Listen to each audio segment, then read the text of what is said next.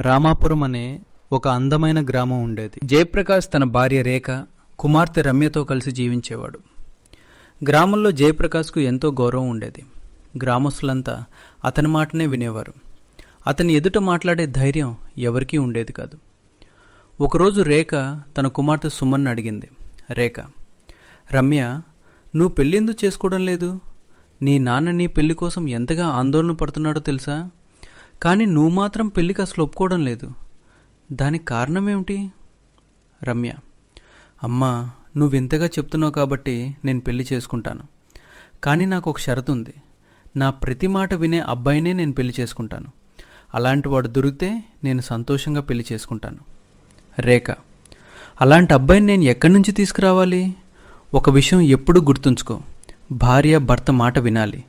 కానీ నువ్వేమో అందుకు పూర్తిగా విరుద్ధంగా మాట్లాడుతున్నావు. ఇది బయట వాళ్ళు వింటే ఏమనుకుంటారు? భార్య భర్తపై ఆజ్ఞలు వేస్తూ భర్త మాత్రం మౌనంగా అన్నీ వింటున్నాడని అంటారు. రమ్య, అమ్మా, నా షరతు అంగీకరించకపోతే నేను ఎప్పటికీ పెళ్లి చేసుకోను. ఏం జరిగినా నా నిర్ణయం మారదు. ఎలాగో ఈ విషయం గ్రామ జమీందారు కొడుకు సోమరిపోతు కమలేష్ చెవిలో పడింది. ఆ విషయం విన్న కమలేష్ ఆశ్చర్యపోయాడు. కమలేష్, ఈ అమ్మాయి గర్వాన్ని నేనే అణిచేస్తాను. ఈరోజే ప్రమాణం చేస్తున్నాను. నేనే ఈ అమ్మాయిని పెళ్లి చేసుకుంటాను. కానీ జీవితంలో ఒక్కసారి కూడా ఆమె మాట వినను. మరుసటి రోజు కమలేష్ తన తల్లి దగ్గరికి వెళ్ళి చెప్పాడు. కమలేష్, అమ్మా, నేను జయప్రకాష్ కూతురు రమ్య పెళ్లి చేసుకోవాలనుకుంటున్నాను. తల్లి, ఏమైంది బిడ్డ? నువ్వు సరదాగా మాట్లాడుతున్నావా?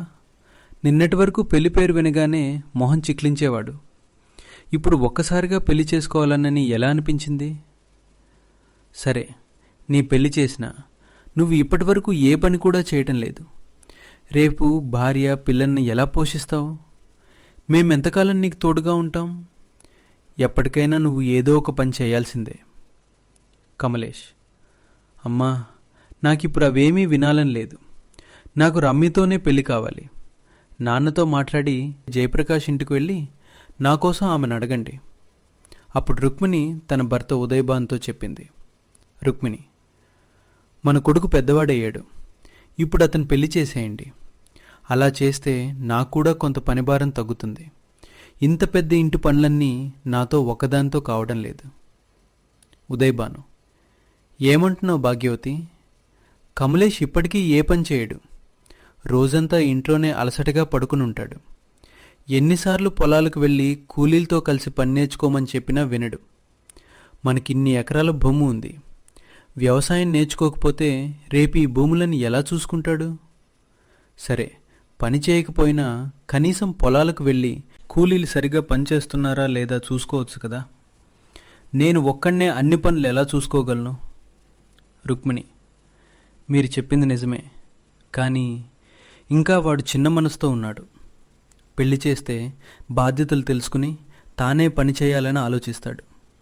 అతని సోమరితనం కూడా పోతుంది. ఉదయభాను, నువ్వు చెప్పింది కూడా నిజమే. మన కమలేష్కు నీ దృష్టిలో ఏదైనా మంచి అమ్మాయి ఉందా? మన గ్రామంలో జయప్రకాష్ గారు ఉంటారు. ఆయన ఎంతో గౌరవనీయమైన మంచితనం కలిగిన వ్యక్తి. ఆయన కుమార్తె రమ్య చాలా అందంగా సంస్కారవంతంగా ఉంటుంది. అయ్యో, నువ్వు జయప్రకాష్ గారు కుమార్తె రమ్య గురించి చెప్తున్నావా? జయప్రకాష్ గారు చాలా మంచి మనిషి. గ్రామంలోని ప్రతి ఒక్కరూ ఆయన్ను ఎంతోతో గౌరవిస్తారు. మనం రేపే వారింటికి వెళ్ళి కమలేష్కు రమ్యను అడుగుదాం. నువ్వు ఏర్పాట్లు మొదలుపెట్టు. మరుసటి రోజు ఉదయభాను అతని భార్య కలిసి జయప్రకాష్ ఇంటికి వెళ్ళారు. జయప్రకాష్, అయ్యో జమీందార్ గారు, మీరు స్వయంగా మా ఇంటికి రావడం చాలా ఆనందంగా ఉంది. అంతా క్షేమమే కదా? ఉదయభాను, అవును జయప్రకాష్ గారు, అంతా బాగానే ఉంది. నిజానికి మేము మీ కుమార్తె రమ్యను మా కుమారుడు కమలేష్కు పెళ్లి చేసుకోవాలని అడగడానికి వచ్చాము. రమ్య చాలా చదువుకున్నది, తెలివైనది అని విన్నాం. జయప్రకాష్, ఇది చాలా సంతోషకరమైన విషయం జమీందార్ గారు. మీరు మమ్మల్ని ఈ సంబంధానికి అర్హులుగా భావించడం మా అదృష్టం. ఈ పెళ్లితో మన స్నేహం బంధుత్వంగా మారుతుంది. కొన్ని రోజులకే రమ్య కమలేష్ల పెళ్లి ఘనంగా జరిగింది. పెళ్ళై 2-3 రోజులు గడిచిన తర్వాత కమలేష్ రమ్యతో అన్నాడు, నువ్వు నీ అమ్మతో ఏమన్నావో గుర్తుందా? నీ ప్రతి మాట వినే అబ్బాయినే పెళ్లి చేసుకుంటానని చెప్పావు కదా. కానీ నేను నీ ఒక్క మాట కూడా వినను. ఇప్పుడు నువ్వు నీ మాట ఎలాతో వినిపిస్తావో చూస్తాను. అప్పటినుంచి కమలేష్ రమ్యను మాటలతో అవమానించడం ప్రారంభించాడు. చివరకు ఆమెపై చేయి చేసుకునేంత వరకు వెళ్ళిపోయాడు. అప్పుడు రమ్య ప్రశాంతంగా చెప్పింది, రమ్య, నేను మీ భార్యను. నా పట్ల మీరు గౌరవంగా ప్రవర్తిస్తారని ఆశిస్తున్నాను. మన బంధం బలంగా సంతోషంగా ఉండాలంటే మీరు నన్ను గౌరవించాలి, అర్థం చేసుకోవాలి. అలా చేస్తే మనిద్దరం ఆదర్శ దంపతులమవుతాం. అయినా మీరు నన్ను కొట్టాలనుకుంటే ఒక షరతు ఉంది. మీరు మీ కష్టంతో డబ్బు సంపాదించి ఇంటికి తీసుకొచ్చిన తర్వాత మాత్రమే ఆ హక్కు మీకుంటుంది. ఇప్పటి వరకు మీరు మీ తండ్రి సంపాదించిన డబ్బుతోనే సుఖంగా జీవిస్తున్నారు.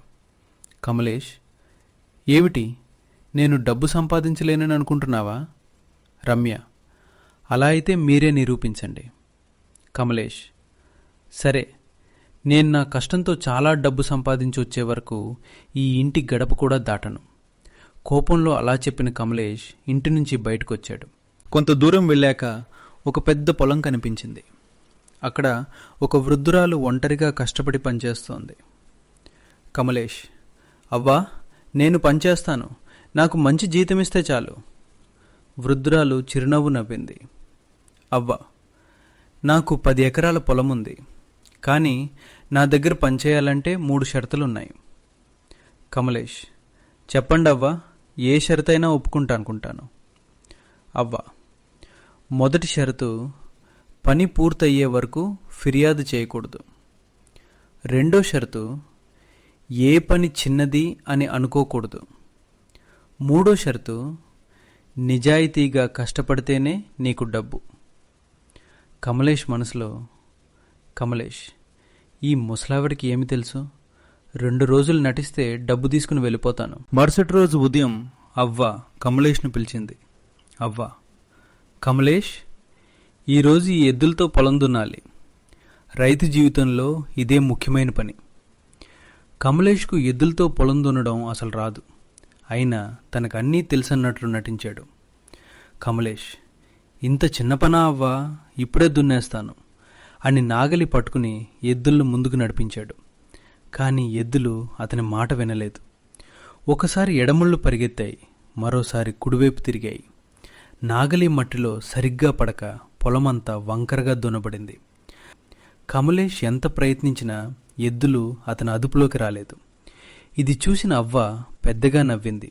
అవ్వ, కమలేష్, గర్వం ఒక్కటే ఉంటే సరిపోదు బాబు, మనిషికి తెలివి కూడా ఉండాలి. పని చేయాలంటే ముందు దాన్ని అర్థం చేసుకోవాలి.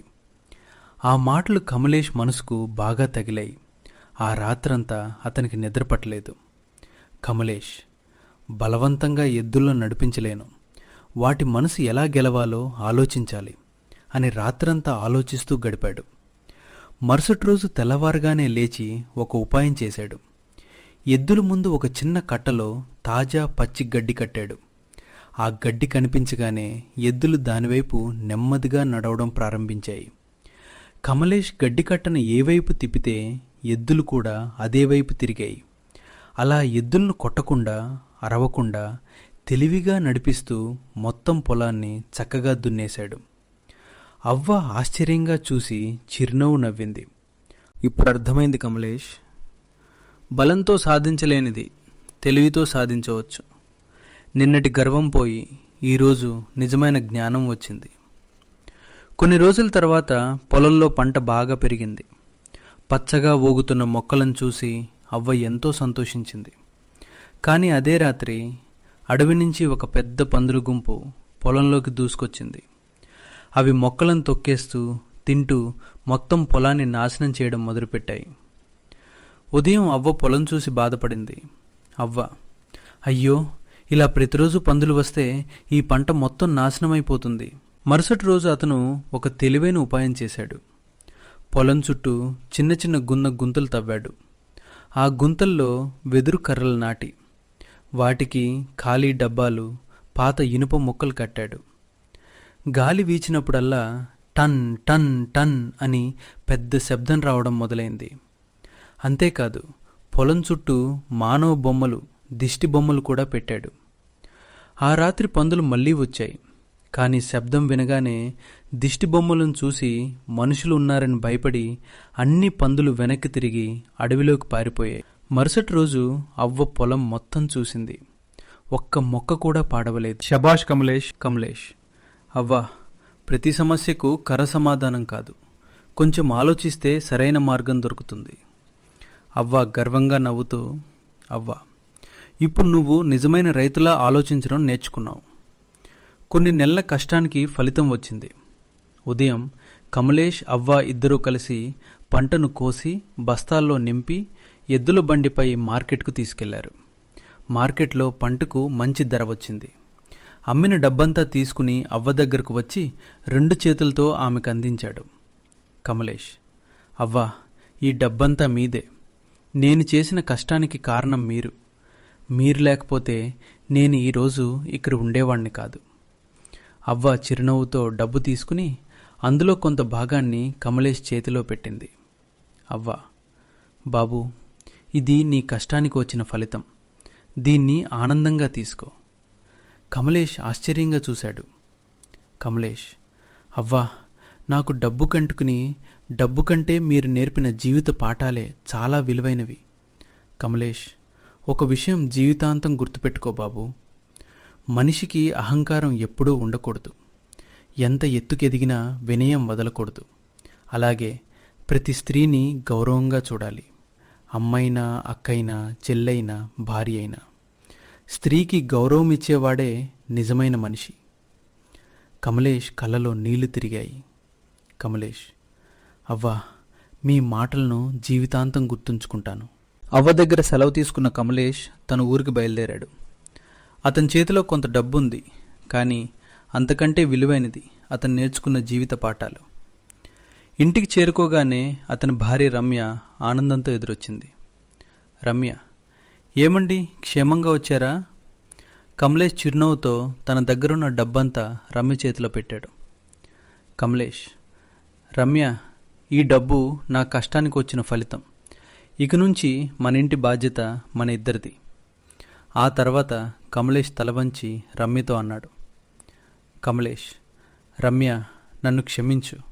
ఇంతకాలం నీ పట్ల చాలా అహంకారంగా ప్రవర్తించాను. నీ మనసును ఎన్నోసార్లు బాధపెట్టాను.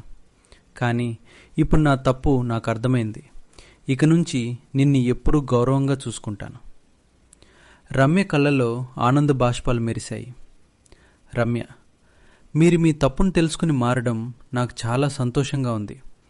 నేను మిమ్మల్ని మనస్ఫూర్తిగా క్షమించాను అని చెప్పి కమలేష్ చేతిని పట్టుకుంది. ఇద్దరూ కొత్త జీవితాన్ని ప్రారంభించాలని నిర్ణయించుకున్నారు.